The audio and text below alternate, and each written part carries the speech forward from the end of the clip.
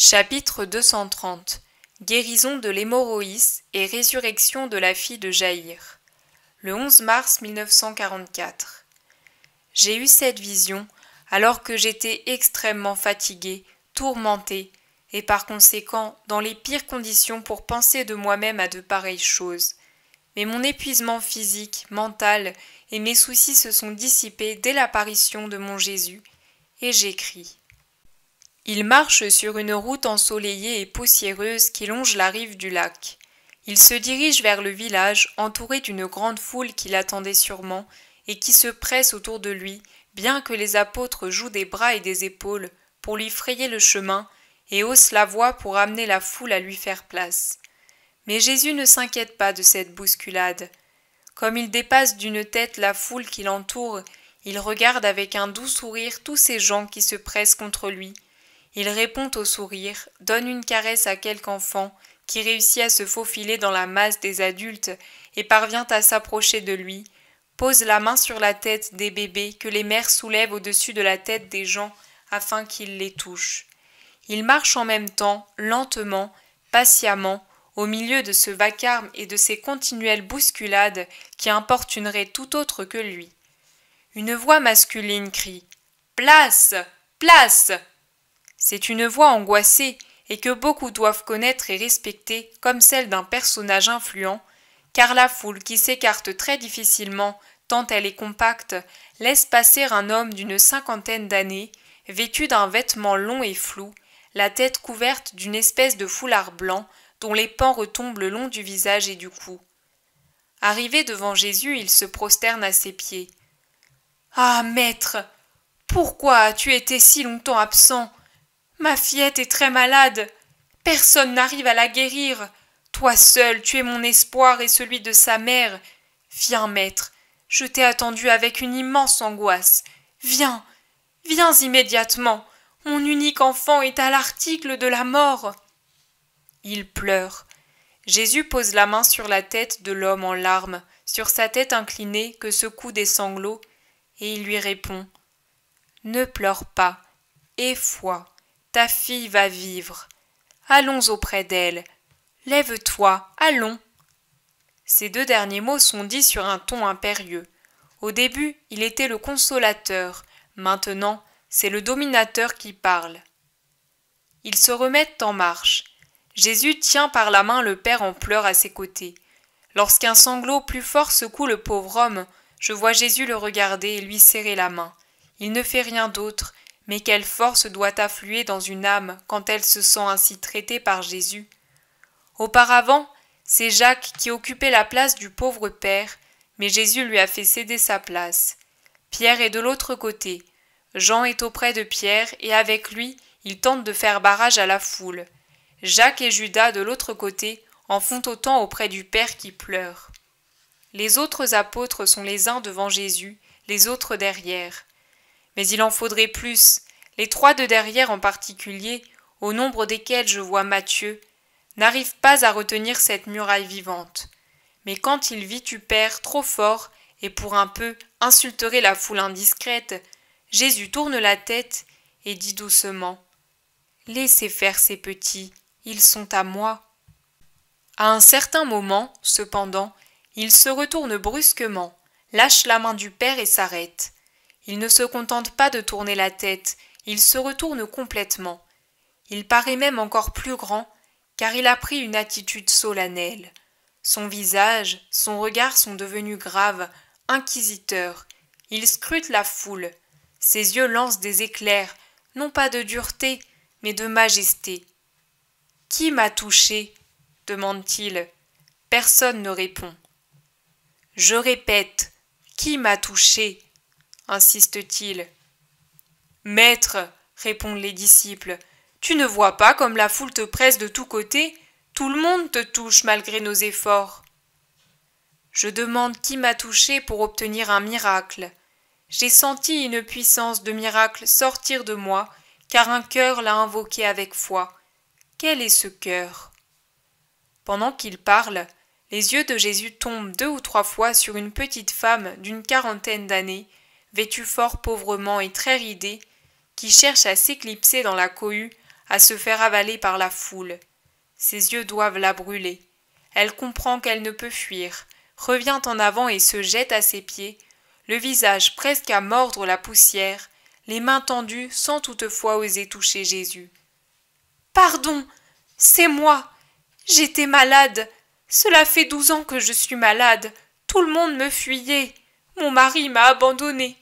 J'ai dépensé tout ce que j'avais pour ne pas être considérée comme déshonorée, pour vivre comme tout le monde. Mais personne n'a pu me guérir. Tu vois, maître, je suis vieille avant l'âge. Ma force s'en est allée avec ce flux inguérissable, et ma paix avec elle. On m'a dit que tu étais bon. Celui qui me l'a dit a été guéri par toi de la lèpre. Comme tous l'ont fui des années durant, il n'a pas éprouvé de répulsion pour moi. Je n'ai pas osé le dire avant. Pardon, j'ai pensé que si seulement j'arrivais à te toucher, je serais guérie. Mais je ne t'ai pas rendu impure. J'ai à peine effleuré le bord de ton vêtement, là où il traîne sur le sol, sur les ordures du sol. Mais je suis guérie, sois bénie. Au moment même où j'ai touché ton vêtement, mon mal a cessé. Je suis redevenue comme toutes les femmes. Je ne serai plus jamais évitée par tout le monde. Mon mari, mes enfants, mes parents pourront rester avec moi. Je pourrai les caresser. Je serai utile dans ma maison. Merci Jésus, bon maître. Sois béni éternellement. Jésus la regarde avec une bonté infinie. Il lui sourit, il lui dit « Va en paix, ma fille, ta foi t'a sauvée, sois guérie pour toujours, sois bonne et heureuse, va. » Il parle encore quand survient un homme, à mon avis un serviteur, qui s'adresse au Père. Pendant tout ce temps, ce dernier a gardé une attitude respectueuse mais tourmentée, comme s'il était sur des charbons ardents. « Ta fille est morte. Inutile d'importuner davantage le maître. Elle a rendu l'esprit et déjà les femmes chantent les lamentations. Sa mère m'envoie t'en avertir. Elle te prie de venir sur-le-champ. » Le pauvre père pousse un gémissement. Il porte ses mains à son front et le serre en se comprimant les yeux et en se courbant comme s'il avait reçu un coup.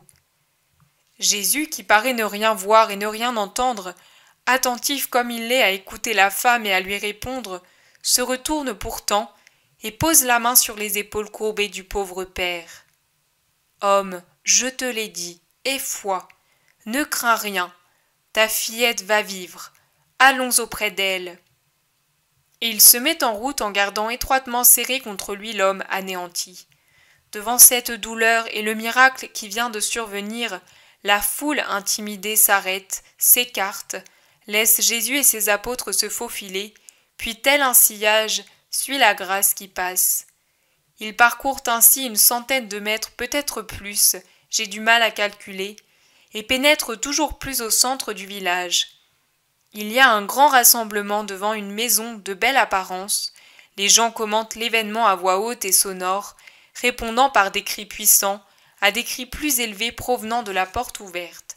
Ce sont des cris perçants, aigus, sur une note fixe, et qui semblent être dirigés par une voix plus stridente qui s'élève toute seule et à laquelle répondent d'abord un groupe de voix plus faibles, puis un autre chœur de voix plus pleines.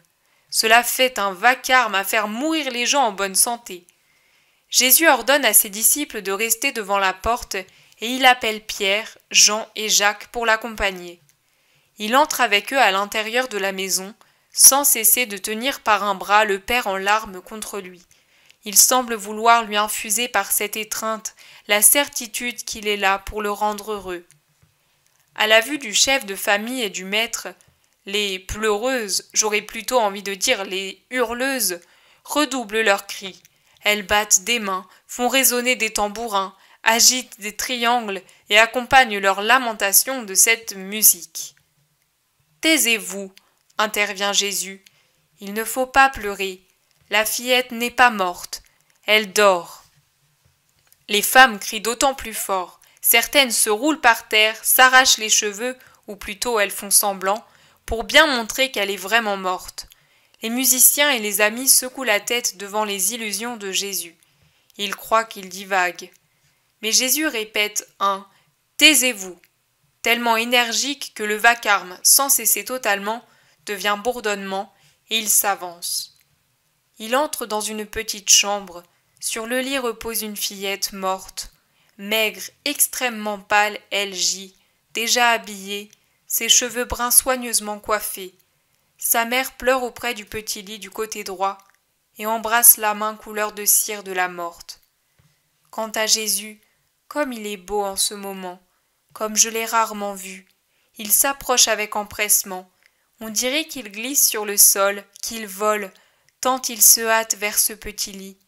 Les 3 apôtres restent contre la porte qu'ils ferment au nez des curieux. Le Père s'arrête au pied du lit.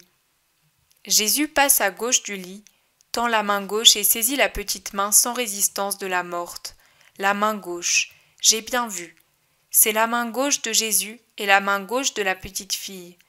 Il lève le bras droit en amenant sa main ouverte à hauteur de ses épaules, puis la baisse comme on le fait pour jurer ou commander. Il dit « Fillette, je te le dis, lève-toi ». Il se passe un instant pendant lequel tous, excepté Jésus et la morte, restent en arrêt. Les apôtres tendent le cou pour mieux voir. Les parents regardent leur enfant d'un air torturé. Juste un instant. Puis un soupir soulève la poitrine de la petite morte. Quelques couleurs reviennent sur le visage de cire et en estompent la teinte livide de la mort. Un sourire se dessine sur les lèvres pâles encore avant que ses yeux ne s'ouvrent, comme si la fillette faisait un beau rêve. Jésus tient toujours sa main dans la sienne.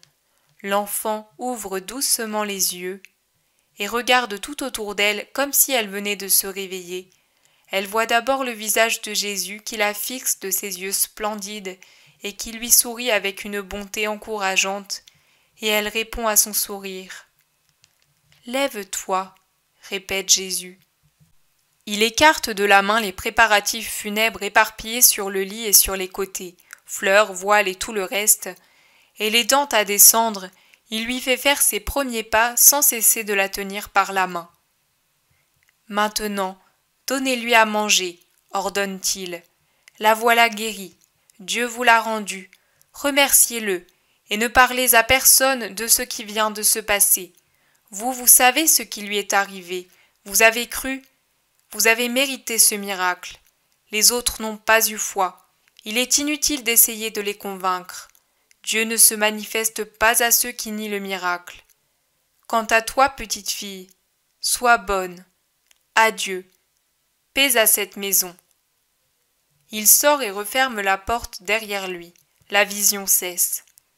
Je vous dirai que les 2 moments qui m'ont particulièrement réjoui ont été ceux où Jésus cherche dans la foule qui l'a touché, et surtout quand debout à côté de la petite morte, il lui prend la main et lui ordonne de se lever.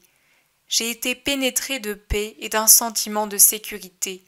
Il n'est pas possible que quelqu'un qui fait preuve de compassion comme lui et qui est puissant ne puisse avoir pitié de nous et vaincre le mal qui nous donne la mort. Pour le moment, Jésus ne fait pas de commentaires, de même qu'il ne dit rien sur d'autres sujets. Il me voit quasiment morte et ne juge pas opportun que j'aille mieux ce soir. Qu'il en soit fait comme il le veut. Je suis déjà suffisamment heureuse de garder en moi cette vision.